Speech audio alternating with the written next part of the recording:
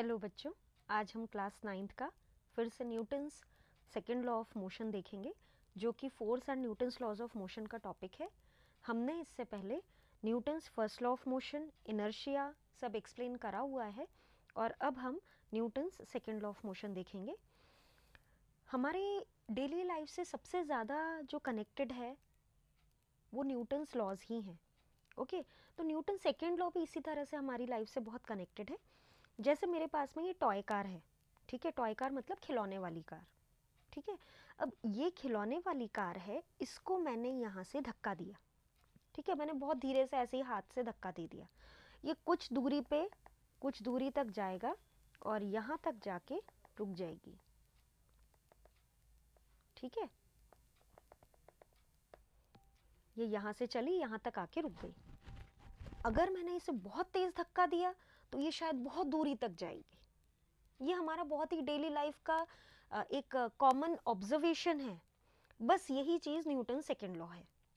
Okay, तो Newton second law of motion क्या कहता है कि rate of change of momentum, यहाँ पे चेंज ऑफ मोमेंटम का मतलब क्या हुआ कि अगर ऑब्जेक्ट रुका हुआ है या किसी एक सर्टेन वेलोसिटी से मूव कर रहा है, ओके, तो उसमें जैसे ही हम धक्का लगाते हैं तो उसकी वेलोसिटी बढ़ जाती है।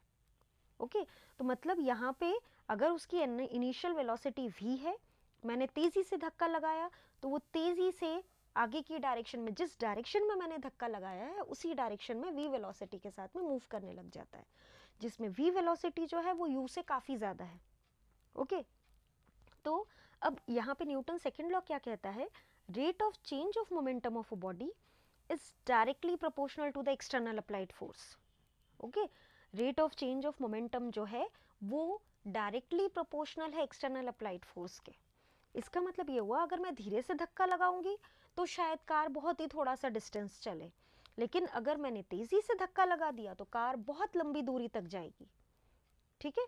तो यही हमारा Newton's second law of motion है, ठीक है। अब इसमें एक और चीज है कि ये जो चेंज हो रहा है, चेंज इन द मोमेंटम, वो उसी डायरेक्शन में होगा जिस डायरेक्शन में हम फोर्स अप्लाई कर रहे हैं। तो अगर हमने फोर्स इस डायरेक्शन में अप्लाई करा है तो चेंज इन मोमेंटम जो है वो भी सेम डायरेक्शन में होगा।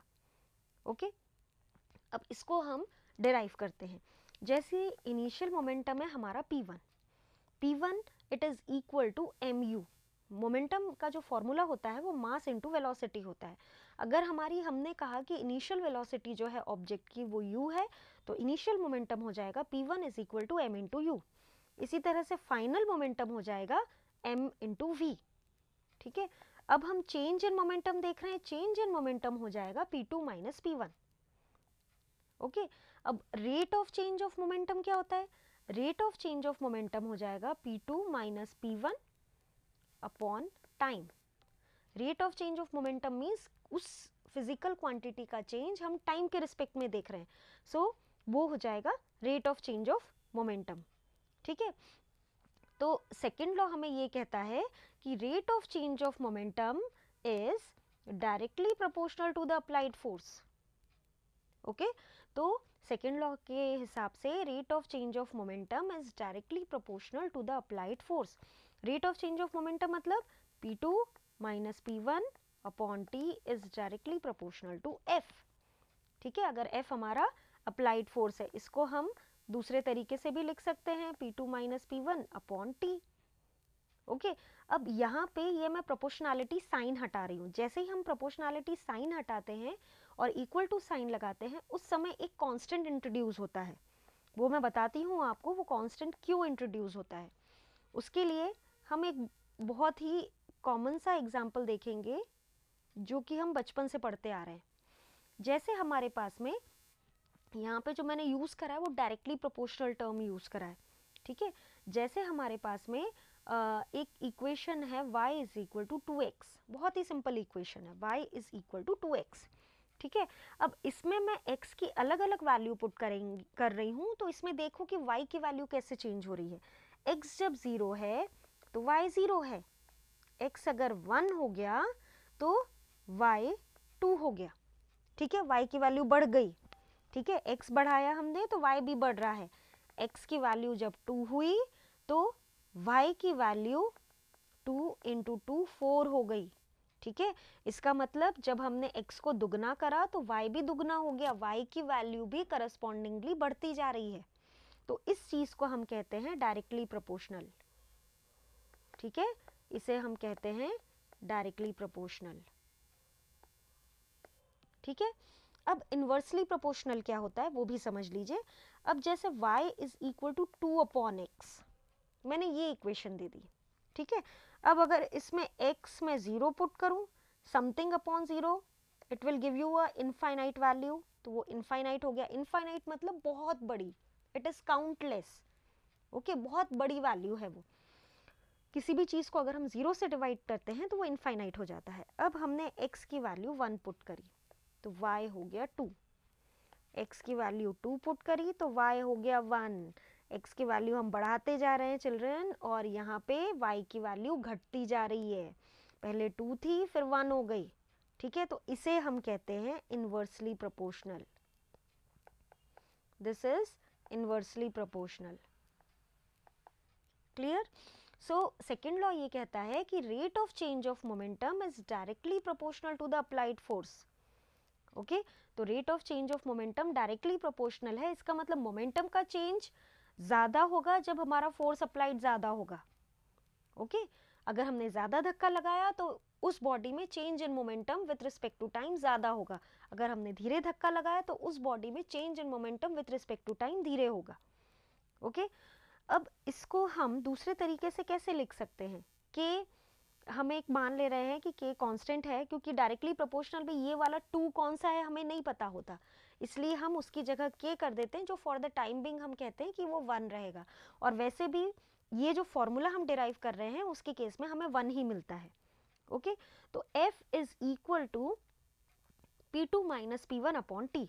यहाँ पे हमने P2 माइनस P1 ये देखिए ऊपर निकाला हुआ है। P2 माइनस P1 क्या हो जाएगा, mv माइनस mu, ये हो जाएगा mv minus mu upon t। Okay, P2 था हमारा m into final velocity, P1 था हमारा m इंटू इनिशियल वेलोसिटी, तो f हो जाएगा mv minus mu upon time.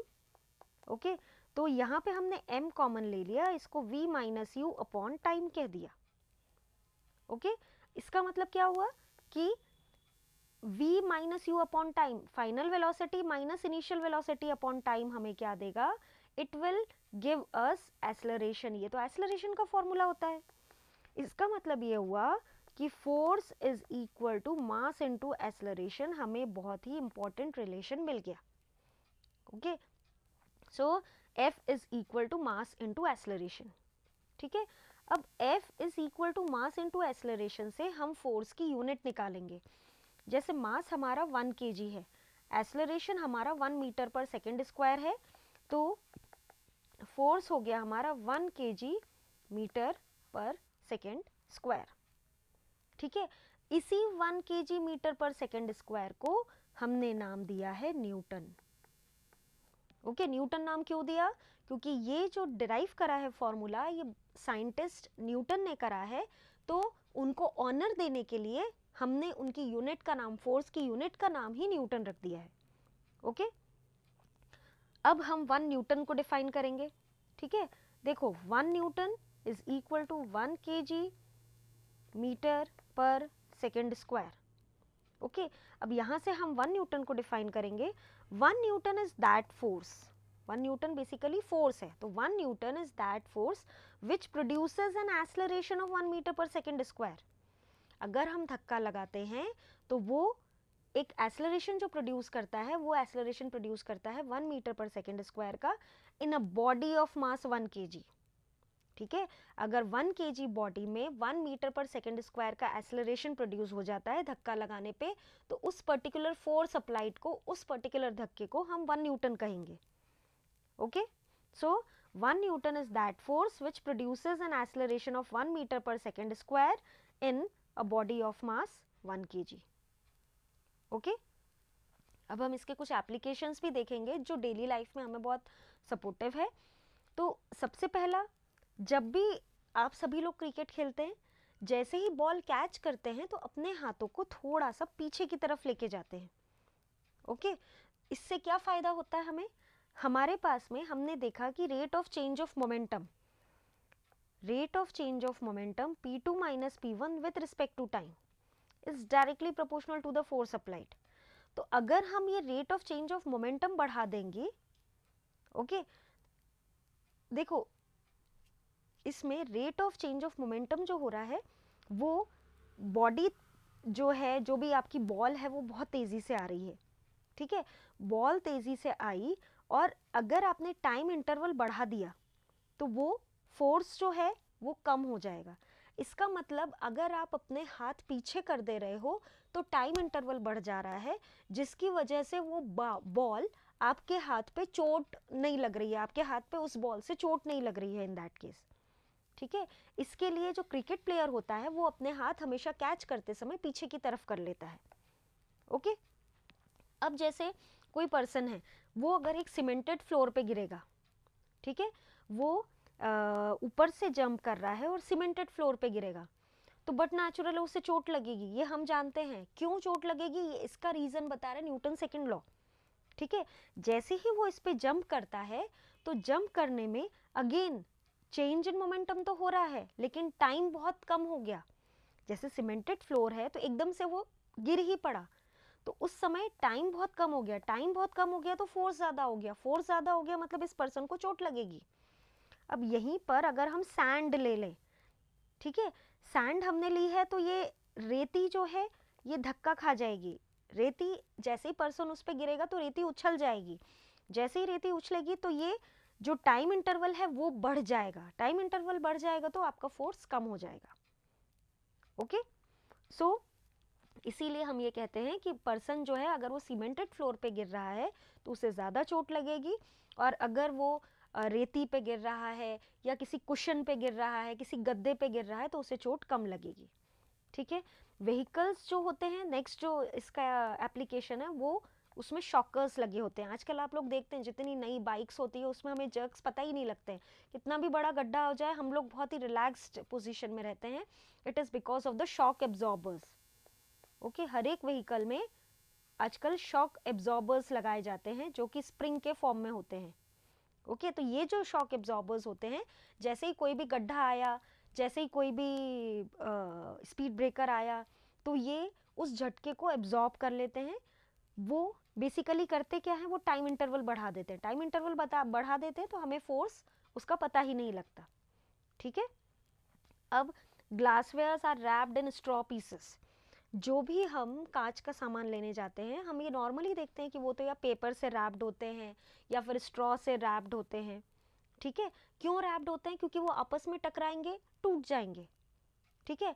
जैसे ही, क्योंकि ट्रांसपोर्टेशन में धक्का लगेगा, जैसे ही वो आपस में टकराए तो उनका टाइम इंटरवल बहुत कम रहा, एक तो टकरा भी गए, टाइम इंटरवल भी कम रहा, तो वो फटाक से टूट जाते हैं। इसीलिए उनको या तो पेपर से रैप करके रखा जाता है या फिर स्ट्रॉ से उनके पीछे बीच में स्ट्रॉ पीसेस रख दिए जाते हैं ताकि वो टूटे ना, ठीक है। अब जो नेक्स्ट एप्लीकेशन है, it is easier to catch a tennis ball. Tennis ball आपने देखा है, बहुत ही सॉफ्ट सी हॉलो सी बॉल होती है, ठीक है, उसको कैच करना इजी पड़ता है as compared to the cricket ball. Cricket ball means एक कॉर्क वाली बॉल होती है, बहुत ही स्ट्रॉन्ग बॉल होती है, तो वो अगर हमारे हाथ पे लगेगी तो हमें बहुत चोट लगती है, ठीक है, और as compared to the tennis ball, ठीक है। रीज़न हमारा सेम ही है जो हम अभी डिस्कस करते आए हैं, ओके। तो चिल्ड्रन, इस चैनल को लाइक करिए, सब्सक्राइब करिए, जो भी डाउट हो और पूछिए, हम और चीज़ें डिस्कस करेंगे। Thank you.